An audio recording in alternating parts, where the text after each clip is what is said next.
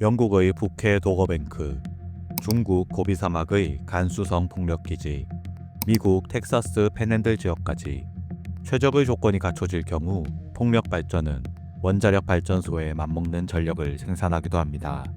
풍력 발전은 무엇이고 어떤 조건이 필요할까요? 그리고 우리나라의 어느 지역이 그 조건을 충족할까요? 풍력 발전은 적극적으로 추진해야 할 사업일까요? 아니면 한국에는 맞지 않는 에너지원일까요? 풍력 발전의 4가지 조건. 지금 바로 시작합니다. 1부 풍력 발전기 개론. 첫 번째로 살펴볼 내용은 풍력 발전에 대한 기본적인 개념입니다. 풍력 발전기는 이름 그대로 바람의 힘을 이용해 전기를 일으키는 설비입니다. 바람이 불어와 이 프로펠러, 즉 블레이드를 회전시키면 이 회전력이 내부에 있는 발전기 모터를 작동시킵니다. 여기서 만들어진 전기는 송전 선로를 통해 변전소로 이동하고 다시 전력망을 타고 우리 집이나 공장 같은 사용처로 보내져 사용됩니다. 이 장치는 우리가 평소에 접하는 가전제품이나 일반적인 기계와는 비교할 수 없을 정도로 규모가 큽니다. 발전기 날개인 블레이드 한 장의 길이는 크게는 100m를 넘어서기도 하며 터빈 하나를 완성하기 위해 들어가는 부품만 8,000개 이상에 달합니다. 설치되는 장소에 따라 풍력 발전은 크게 3가지 유형으로 분류됩니다. 먼저 산등성이나 평지에 세우는 육상 풍력이 있습니다. 접근성이 좋아 유지 보수가 상대적으로 용이합니다. 다음으로는 얕은 바다 밑바닥에 기초 구조물을 박아 고정하는 해상 고정식 풍력 발전기가 있습니다. 주로 수심 50m 미만의 해역에 사용됩니다. 마지막으로 수심이 깊은 먼 바다에 배처럼 구조물을 띄우고 닻으로 고정하는 해상 부유식 풍력 발전기가 있습니다. 풍력 발전은 가동 단계에서 연료비가 들지 않는다는 장점이 있지만 고음이 발생하거나 생태계에 영향을 주는 단점도 존재합니다. 그렇다면 구체적으로 어떤 조건들이 맞아야 풍력 발전소가 안정적으로 가동될 수 있을까요? 2부 풍력 발전의 조건. 두 번째로 살펴볼 내용은 풍력 발전의 조건 4가지입니다. 첫 번째 조건은 바람, 정확히는 양질의 바람입니다. 경제성을 확보하기 위한 최소한의 기준은 연평균 풍속이 초속 6에서 7.5m를 넘어야 한다는 점입니다. 여기서 주목해야 할 법칙은 발전량이 풍속의 세제곱에 비례한다는 사실입니다. 풍속이 조금만 느려져도 수익성은 크게 감소하게 됩니다. 또한 바람이 얼마나 일정한지도 중요합니다. 풍속이 일정할수록 발전량 예측이 용이하고 기계적 부하가 적기 때문입니다.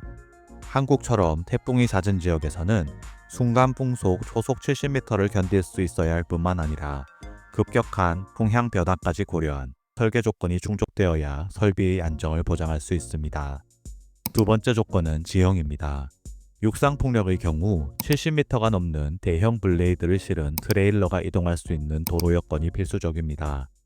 우선 원활한 수송을 위해 경사도는 3도 미만이 권장됩니다.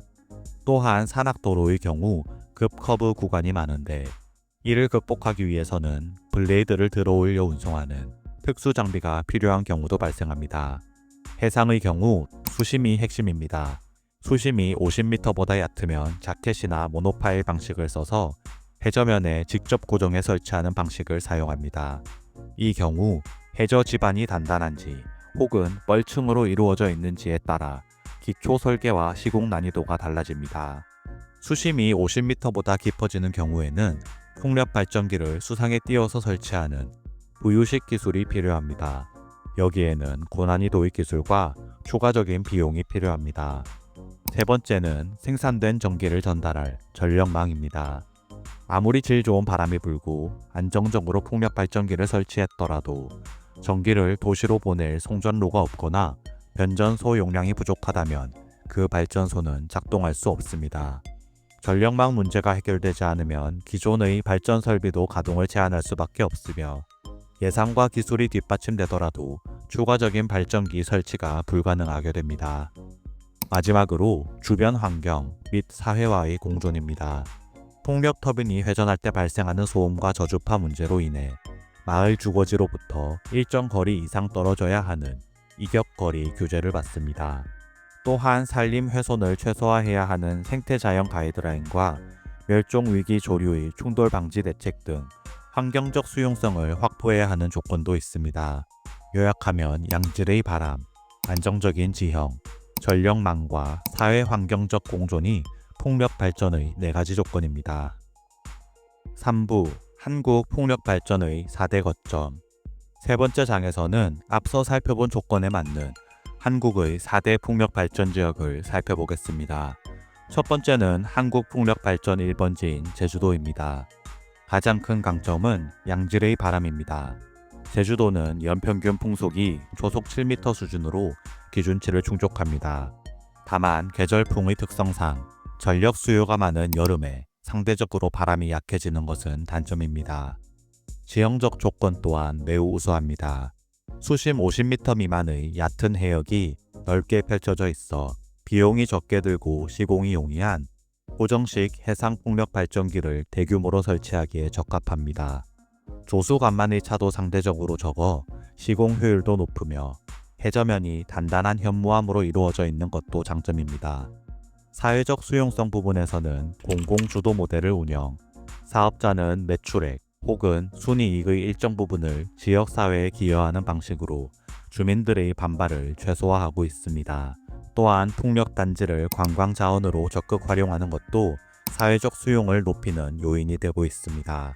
사실상 제주 지역의 유일한 문제는 전력망 인프라입니다. 제주도는 자체적인 전력 수요량이 적은 반면 풍력 발전의 비율은 전국 최고 수준으로 전력망 수용 능력이 한계 상황에 도달했습니다. 이를 해결하기 위해 육지와 연결되는 HVDC를 설치하는 등 노력을 기울이고 있지만 단기간에 해결하기는 어려운 상황입니다. 두 번째 거점은 전남 신안입니다. 이 지역의 풍속은 기준을 충족하지만 계절풍의 영향으로 전력 수요가 폭증하는 여름에는 풍속이 초속 2.5m에서 5m까지 떨어진다는 문제가 있습니다. 지반 조건은 장단점이 공존하고 있습니다. 수심이 10에서 30m로 얕고 넓은 것은 장점이지만 해저 지반은 수십 미터 두께의 연약한 벌층으로 이루어져 있습니다. 이는 시공의 난이도를 높이고 전체적인 건설 비용 상승의 주요 원인이 됩니다. 사회적 수용성 측면에서는 주민들에게 풍력 발전의 수익을 배당하는 바람연금 모델을 통해 반대 여론을 불식시키는 방안을 추진하고 있습니다. 하지만 반대로 생각했을 때 전력망 부족으로 발전기를 멈추는 일이 잦아진다면 배당이 어려워질 수도 있다는 리스크도 잠재되어 있습니다. 이곳 또한 전력망 조건이 가장 큰 문제입니다. 현재 호남 지역의 전력망은 이미 포화 상태입니다. 생산된 전기를 수도권으로 보낼 서해안 에너지 고속도로 HVDC 선로가 진행 중이지만 완공 시점은 2030년대로 예정되어 있어 시간적 격차가 발생하고 있습니다. 세 번째 거점은 울산입니다. 이곳은 연평균 풍속이 초속 9m 수준으로 매우 양호한 편이며 먼 바다라는 특성상 계절적 편차도 적은 강점이 있습니다. 전력망 조건 또한 양호합니다. 울산은 대규모 산업단지가 인접해 있어 자체적인 전력 수요가 크고 기존 송전망의 여유도 넉넉한 상황이기 때문입니다. 먼 바다라는 조건 때문에 사회적 수용성 문제에서도 자유로운 편입니다. 울산 지역의 가장 큰 문제는 설치 조건입니다. 풍력 발전 프로젝트가 추진되는 해역은 수심이 150m 이상으로 매우 깊어 부유식 기술 적용이 필요한 입지입니다. 그리고 부유식 풍력 발전기의 경우 고정식 대비 상당한 비용 증가를 필요로 합니다. 마지막은 강원 산간 지역입니다. 이 지역의 바람은 연평균 초속 7m 수준으로 기준치를 충족합니다. 다만 산악지형의 특성상 공기 흐름이 불규칙해지는 특성이 있어 특수한 모델의 풍력 발전기 설계가 필요한 단점이 있습니다. 전력망 인프라는 유리한 조건입니다. 수도권과의 거리가 가깝기 때문에 송전 인프라 구축이 용이합니다. 가장 큰 장벽은 험준한 지형입니다.